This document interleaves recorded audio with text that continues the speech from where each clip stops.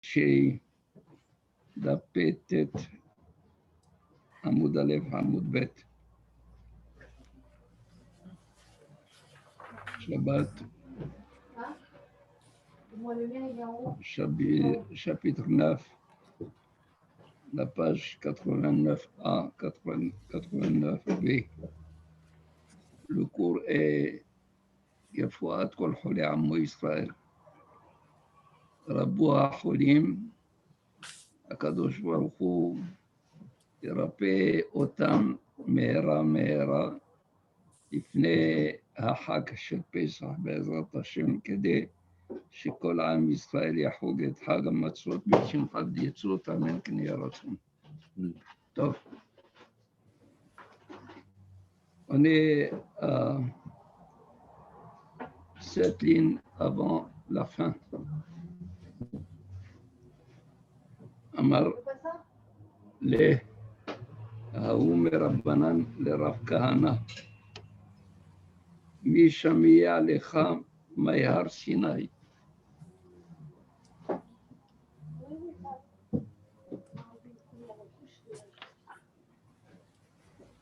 Un des rabbins a demandé à Rav Kahana,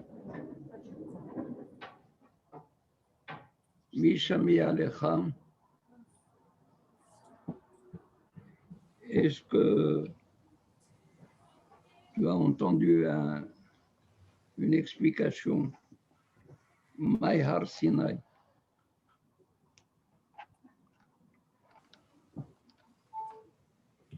Que veut dire Har Sinai? Amar le Har Shenasu Bo Nisim le Israël.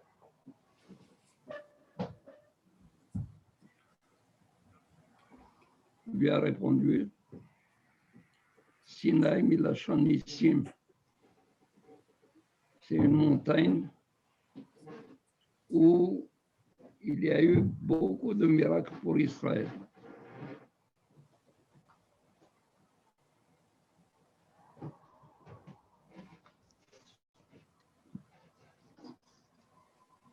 Vous connaissez les miracles qu'il y a eu en Har Sinai?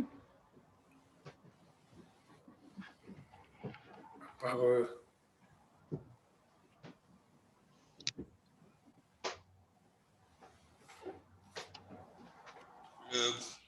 Kafa Lemar Kegigit, ça c'est considéré un des miracles, Rabbi?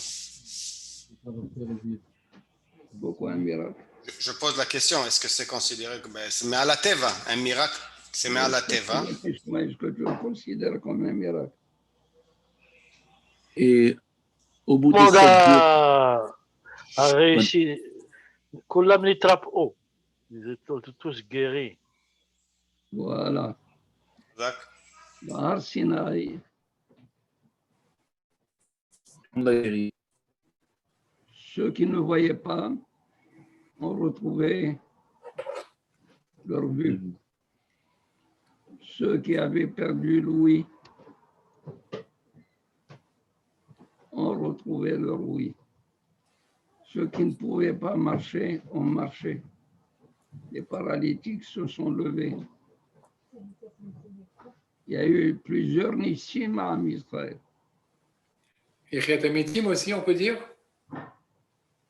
Chiatamitim, ils ont perdu l'âme momentanément, mais ils l'ont retrouvée. C'est possible, mais je n'ai pas compté comme un miracle puisque c'est momentané.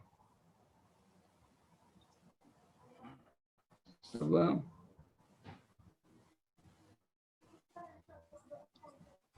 Alors il lui dit Har Nisai Mibele. On aurait dû l'appeler pas Sinai, mais Nisai. C'est-à-dire le nom au début et non pas à la fin. Ella lui dit, d'après moi, Ella Har Shenasa Simanto le Israël. Donc, Rav Kahana, il s'est rattrapé. Il a commencé par un mot qui commence, qui débute par sa mère comme Sinaï. Et il a dit Siman Tov l'Israël. Un signe, un bon signe pour Am Israël. Le bon signe, c'est quoi? D'après Rab Kahana, c'est quoi le bon signe? La Torah. Shabbat. La Torah. Torah. La Torah.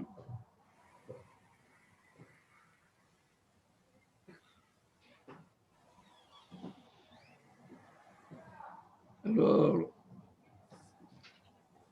celui qui a questionné le rhétor qui lui dit, si c'est comme ça, on aurait dû l'appeler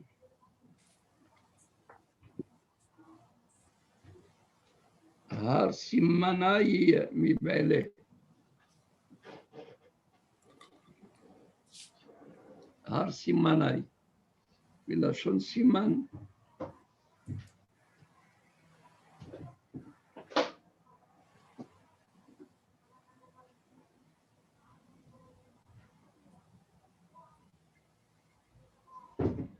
Amaleh. Maïtama.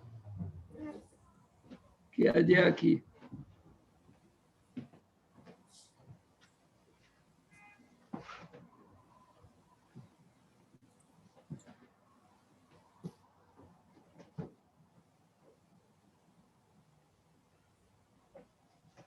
Qui a dit à qui? Rav Kahana ou des Rabbanan. Il a répondu à Rav Kahana.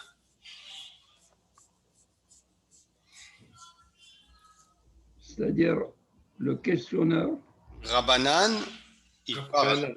Omer Rabbanan, qui a dit Mishmi Allah, toutes les questions. j'ai un problème avec ça.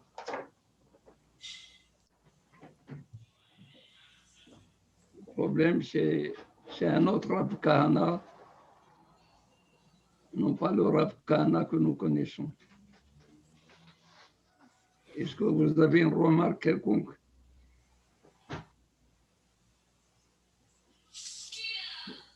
Ça me ferait plaisir de le savoir. Parce que Rav Kahana était au temps de Rav. Et Rav Papa et Rabbi Ushua et Ravuna, ce sont des termidim de Rabat. Entre Rav et Rabat, il y a à peu près 150 ans. À peu près. Ou 100 ans tout au plus.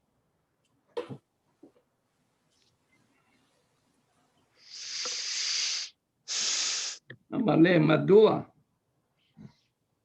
Maïtama lo shkhihat kameh de Rav Papa de Ravuna de Rabbi Ushua.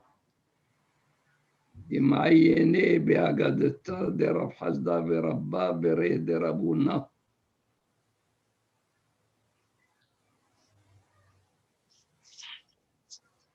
Pourquoi il lui dit Maïtama la shkhihat? Tu ne te trouves pas assez, c'est-à-dire tu ne fréquentes pas les cours de Rav Papa et de Ravuna, le fils de Rabbi Ushua. Pourquoi? Parce que tous les deux m'ayéné be'akatta de Rav Hasda ve'Rabba bere de Ravuna. Ils m'ayéné, c'est-à-dire ils réfléchissent, ils analysent toutes les agadot, on va dire les légendes de Rav Hasda et de Rabba bere de Ravuna. Les deux ont dit Maï Har Sinai, que veut dire Har Sinai? Alors ils répondent Har She'arda Sin'a Le'akum Alav. C'est la montagne sur laquelle est descendue la Sin'a, la haine, Le'akum. pour les idolâtres.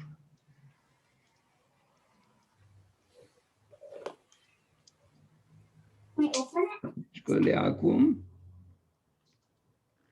est-ce qu'il faut comprendre Akoum?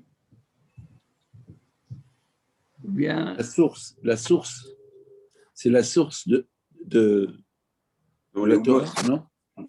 nous, La source on a- profonde. les la Akoum, version. la Sina pour Am Israël. Oui. Ah, Au lieu de dire Am Israël, les Hachamim ont inverti, ils ont dit les Akoum, pour ne pas du tout, Hachir Shalom, accabler Am Israël d'une haine des autres. C'est-à-dire que sur le mont Sinaï, à partir du moment où Akadosh Baruch Hu s'est révélé à Am Israël au mont Sinaï, toutes les nations N'importe. se t'es sont jalouse. haïr à Am Israël. Mhm. Sinaï Milashon, Sin Sina. A. Rabbi Sabah, j'avais entendu une fois, Akoum, c'est Raché Tevot, Verahamav Akol Ma'asav.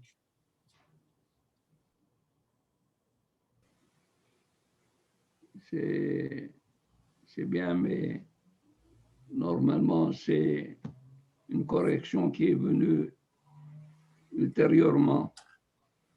Avant cela, il dit à la Goïm, Sina à la Goïm. Et comme il y a eu la censure catholique, et ont brûlé tous les livres de Talmud dans lesquels on faisait référence à toutes sortes soit de malédiction ou de jugement qui soient peu favorables aux chrétiens. La censure a transformé Goïm en Akoum, Obdé, Kochabim ou Mazalot. C'est ça Akoum. Obdé, Kochabim ou Mazalot. Rahama Kol Ma'asav, ça n'a pas de sens ici.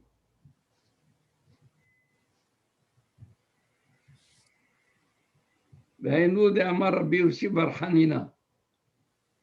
Et c'est ce que Rabbi Yossi Bar Hanina avait dit. C'est-à-dire, on apporte une preuve que Hamisha Shemot Ishlo, Sinaï, il a 5 noms. Midbar Tzin, le désert de Tzin. Tzin, Shenistavu Israël Alav. Israël ont reçu la Torah, la mitzvah de la Torah, Nitztavu. Et alors Tzin, c'est-à-dire Tziva Otanu Hashem. Midbar Kadesh, c'est le désert de Kadesh. Shinit Katshu Israël Alav. Israël ont été sanctifiés lorsqu'il a donné à Kadosh Baruch Hu la Torah au Bnei Israël. Comme on dit, Cher Kiddeshanu, Bemitzvotav Vetzivanu. Les mitzvot mekaddeshim et Am Israël. Midbar Kedemot, Shenitena Keduma Alav. C'est la montagne sur laquelle Keduma, l'ancienne, puisque la Torah, on a dit, elle a préexisté à la création du monde. Alors, Keduma, c'est-à-dire l'ancienne, celle qui préexistait. Midbar Paran, on l'appelait Midbar Paran, chez Parou Verabou, Aléha Israël. Les Bnei Israël se sont multipliés Parou Verabou. Midbar Sinaï, Shiarda Sinaï Akum Alav. Voilà la preuve de Rabbi Yossi Bar Hanina qui dit que pourquoi on l'a appelé Midbar Sinaï? Parce qu'il est Yarda Sina à Israël, Alav. Ou Mashemo, quel est son nom véritable? Chorev Chorev. Shemo. Chorev. Ouais, vous l'aviez dit l'autre fois. Chorev. Chorev. Pourquoi Chorev? Parce qu'on a dit que Moshe Yaroé et son Itrochotno, Vayavo Har Elohim, Chorev. Il est venu à Chorev.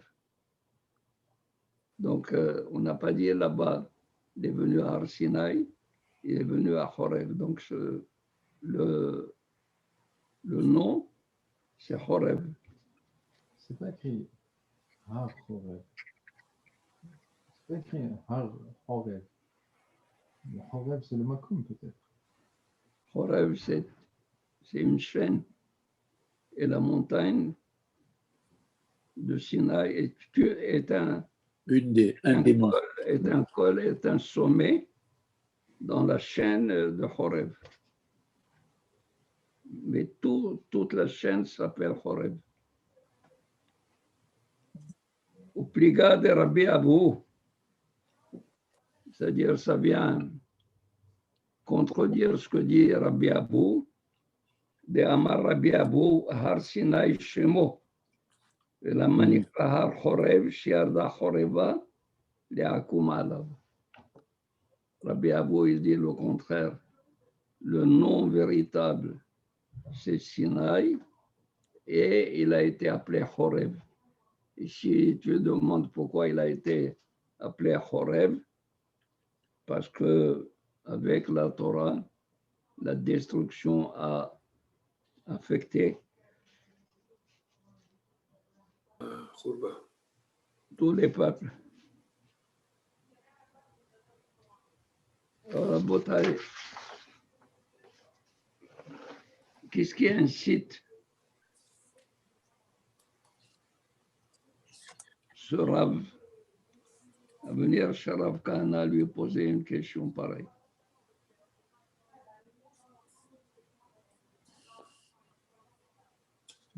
En quoi ça l'intéresse de savoir pourquoi ça a été appelé Har Sinaï?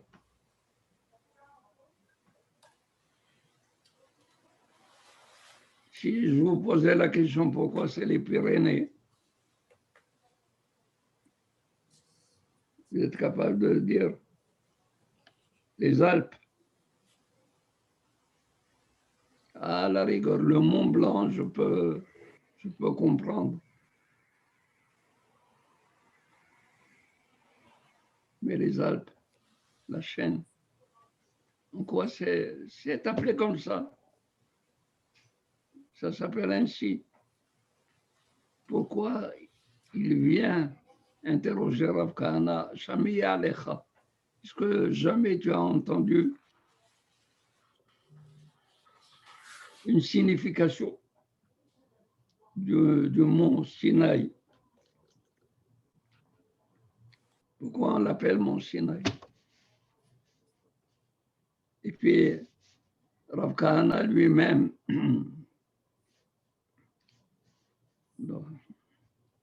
Rav Kahana lui-même, il s'essaye, Nisai, Nissim, Simantov, Ken, Mehmet. Pourquoi il n'a pas, s'est pas opposé à lui dire laisse-moi tranquille?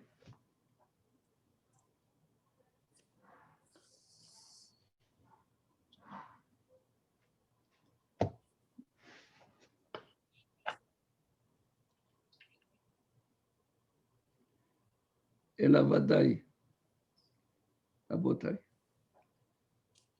C'est impossible qu'il n'y ait pas de signification au mont Sinaï. Ce Rav, quand il a posé la question, il a dit il faut absolument réfléchir pourquoi il a été appelé justement Sinaï. N'y avait-il pas un autre nom? Bon, on comprend pourquoi elle l'a appelé Réhouven, qui est Amra Réhouveni, Ma Ben Beni, li Ben Hami. Ken, Shimon Kishama, et Tony.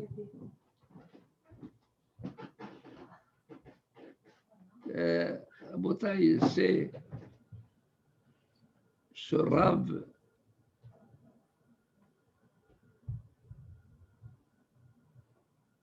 il réfléchit. Il dit Sinaï remplit un rôle capital dans l'histoire de Ham Israël. C'est cette montagne qui a eu le mérite de recevoir Akadosh Baruch Hu, sur laquelle Akadosh Baruch Hu il s'est révélé à Ham Israël, sur laquelle il a donné la Torah. Et certainement, il doit avoir un nom spécifique. Et on sait que le nom définit l'identité de la chose. Quand Akadosh Baruch Hu a créé Adam Arishon, Akadosh Baruch Hu a fait défiler devant lui toutes les créatures. toutes les bêtes, tout ce qu'il y a dans le monde, pour les nommer. Là, Ouais, c'est tout. Laisse. les dates, ça donne. Non, non, non. Voilà. On y est. Tu veux? Non.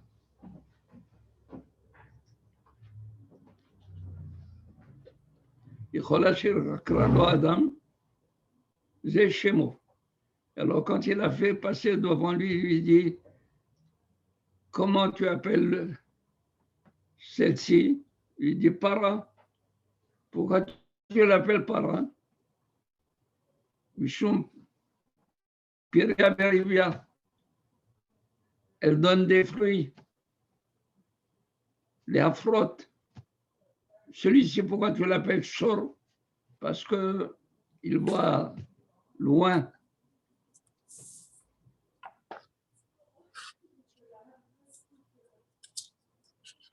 Et quand il arrive à lui, il lui dit, et toi, comment tu vas t'appeler? Il lui dit Adam. Il dit, pourquoi Adam? Parce que j'étais primé Adama. Ça veut dire que Adam Arishon, il a bien compris que l'identité de la chose est résumée, ou alors elle est cristallisée dans le nom de la chose elle-même. Le nom est une identité. Le nom définit la chose elle-même. C'est une définition.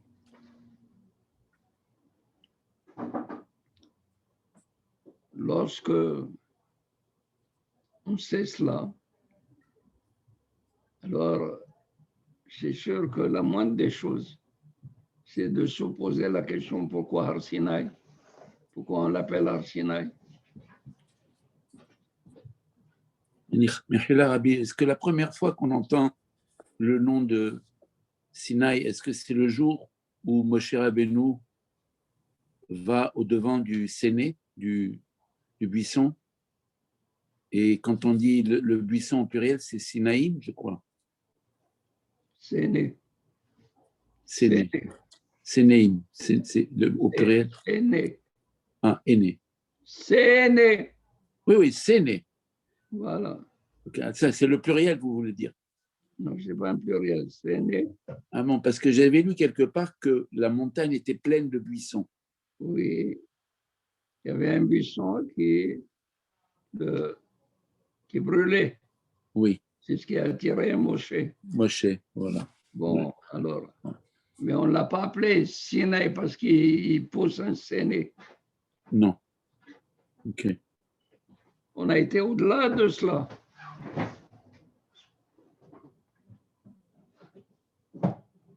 Alors il lui dit, des Nissim.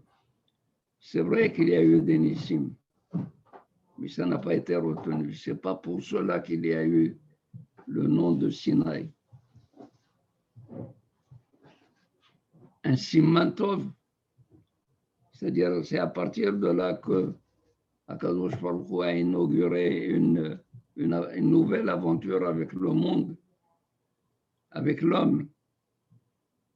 Sachez bien que il y a un Gemara qui dit que 6000 ans est la durée du monde. 2000 ans, c'est Tohu. C'est un mélange, une confusion totale. 2000, Torah, et 2000, et Motamashkia.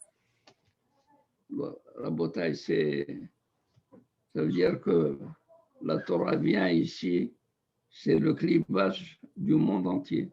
Elle ne se trouve pas au début, elle se trouve juste au milieu.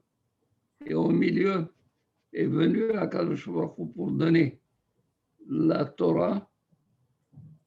Et si elle était tellement précieuse pour le monde, pourquoi ne l'a-t-il pas donnée avant?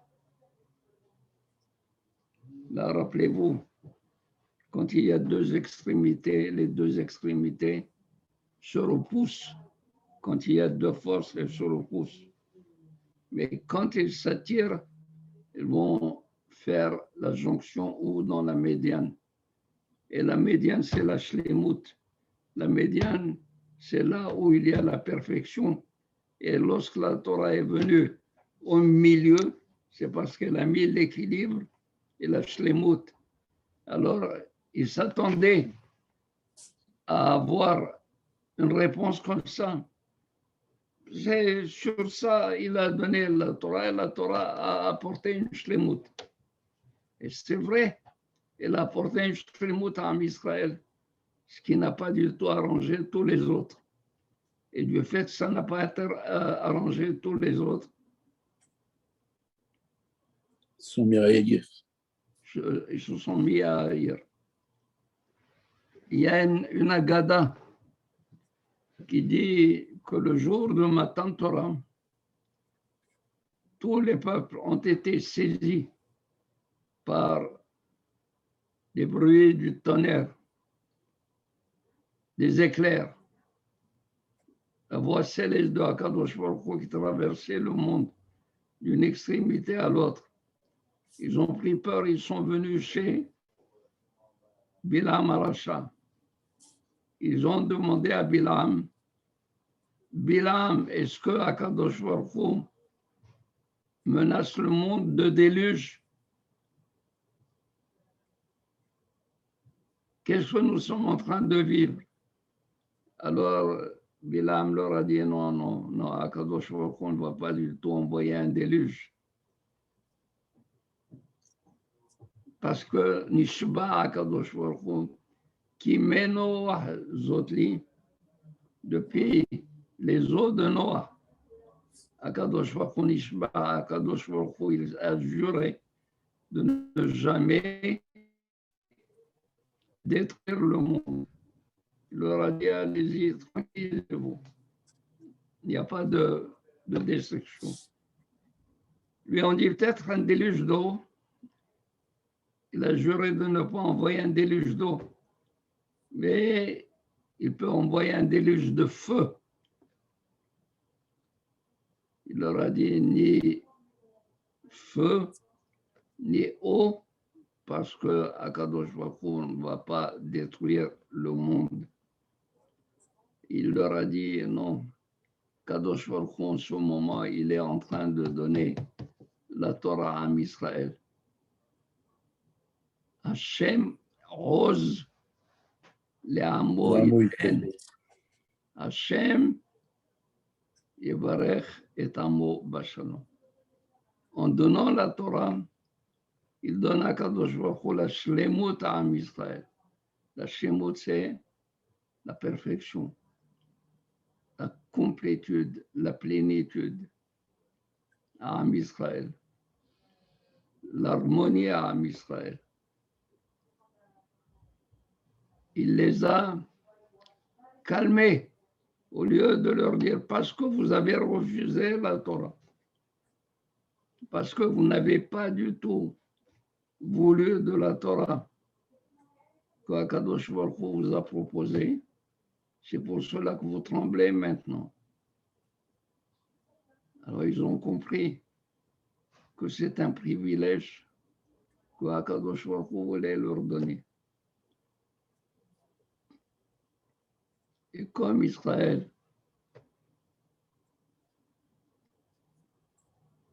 a accepté, alors tous les peuples se sont mis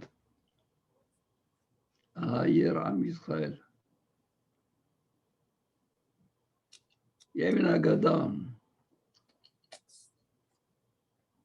où l'empereur romain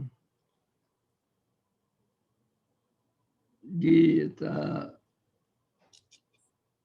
un Ben Israël qui était habitué à la cour de Rome. Il lui a dit comme ça, pourquoi vous n'êtes pas comme nous? Parce que tous les peuples, d'où vient la Sina? La Sina, c'est que nous sommes différents. Nous sommes une identité à part. Et les gens ne veulent pas du tout de différence. Alors le juif, il lui répond, il lui dit, Majesté, nous, comme vous, c'est impossible. Mais vous, comme nous, c'est possible. Qu'est-ce qu'il a voulu dire? Il a voulu dire ceci. Nous, une fois que nous avons fait la Brit Mila, c'est une alliance avec Akadosh Baruch Hu. Ce Brit est irréversible. On ne peut pas du tout revenir en arrière. Une fois qu'on l'a fait, c'est fini. Mais vous pouvez faire votre Brit Mila, être comme nous. Si vous voulez qu'il n'y ait pas de différence, soyez comme nous. Nous, les minoritaires, la minorité, le peuple le plus réduit qui a Mamat Mikola Amin. Vous êtes les mais nous sommes les plus aimés et les plus privilégiés par Akadosh Baruch Hu. C'est vrai, il lui a donné une réponse et l'empereur romain, il a compris qu'il a mis les pieds là où il ne fallait pas. Il lui a dit, c'est une bonne réponse, mais tu ne peux pas du tout avoir raison sur l'empereur. Maintenant que tu as eu raison sur l'empereur, tu dois... Qu'est-ce qu'il devait être? Il devait mourir. Mourir. Il a exécuté. Voilà comment agissent les autres peuples, par Sina, par la haine. Parce qu'il lui a dit quelque chose de valable, de précis. La bataille, ça c'est la Sina des autres peuples, parce qu'ils ne veulent pas du tout que le peuple d'Israël soit un peuple élu.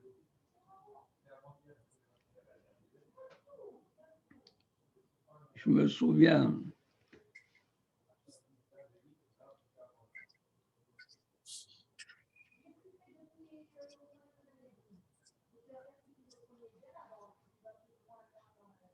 dans les années 60, il y avait au Maroc, il y avait le mois de l'amitié. Qu'est-ce que c'est que le mois de l'amitié? Ils invitaient plusieurs personnes du monde entier qui parlent français, même des Américains qui parlaient français, des Français, des Haïtiens, des Africains, de partout. Et moi, j'étais à El Jadida, je dirigeais un séminaire de vacances. Un de mes amis, il a été les voir et il a tenu absolument que je leur fasse une conférence. Alors les organisateurs ont dit, nous sommes prêts à l'écouter, mais pendant un quart d'heure. Qu'ils disent ce qu'il a à dire en un quart d'heure parce que nous avons un programme très chargé. Puis après, il est venu me voir et me dire, voilà ce que j'ai obtenu. Je lui ai dit, mais qui t'a dit que j'étais intéressé? Il m'a dit, non, non, non, tu dois absolument, il faut. Je lui ai dit, bon, puisque tu le dis, c'est... J'ai fait une introduction. Il voulait savoir entre prophétisme et messianisme. C'est quoi? En un quart d'heure, vous voyez cela en un quart d'heure? C'est rigolade.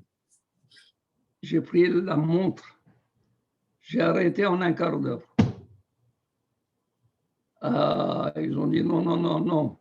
On passe à la période des questions. La période des questions. J'ai dit, mais vous avez dit un quart d'heure. Non, on peut aller. Nous sommes restés plus d'1h30. Et eux, ils sont restés par la suite une demi-heure de plus. Parmi les questions, il y avait un noir très, très cultivé et qui pose la question, pourquoi vous dites que vous êtes le peuple élu? En quoi vous êtes élu? Moi, j'étais interpellé. Je me suis dit, j'ai face à moi quelqu'un qui subit le sort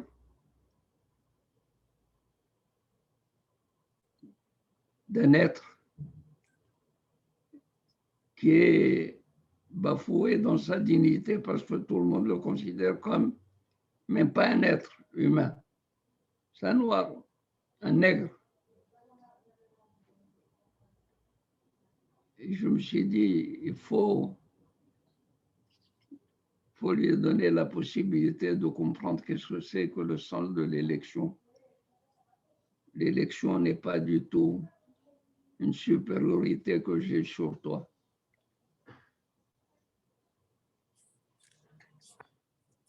J'ai essayé de lui expliquer que l'élection ici était une responsabilité parce que je suis investi d'un rôle important,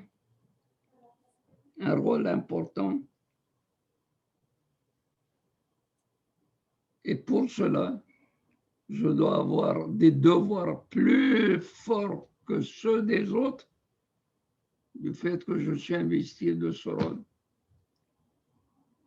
Il a dit, ah, c'est ça l'élection. Je lui ai dit, c'est ça l'élection. L'élection est un poids. Ce n'est pas une médaille. C'est vrai, je peux me vanter d'avoir été élu si je réponds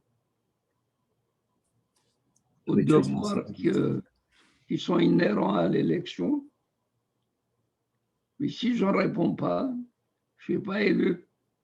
Je lui dis, il y a des Israélites qui ne doivent pas se sentir élus. Parce que quand je dis Asher Baharban ou Mikola Amim,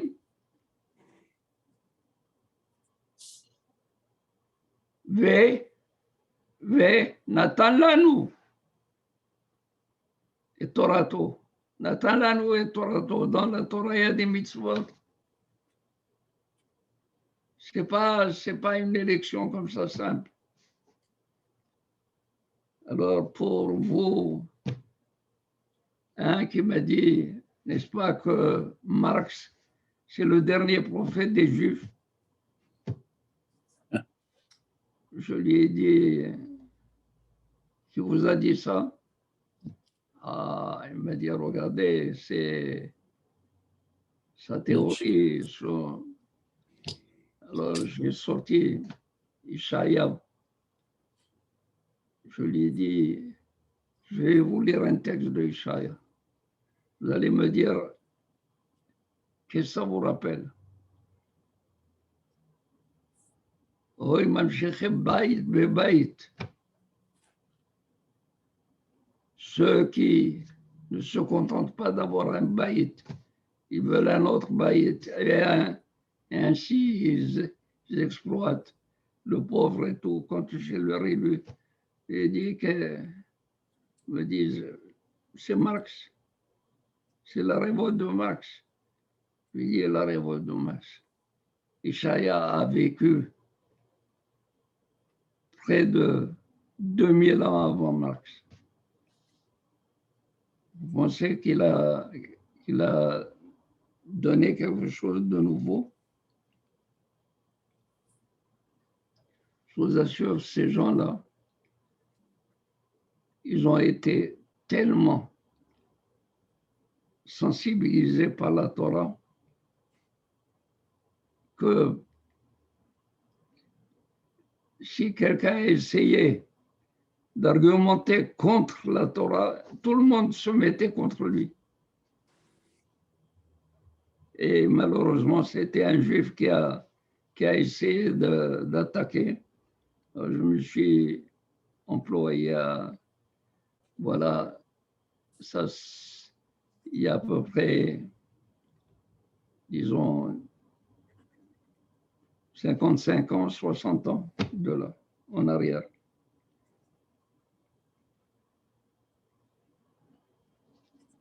La Sina vient du fait que on ne peut pas comprendre que le peuple juif est différent.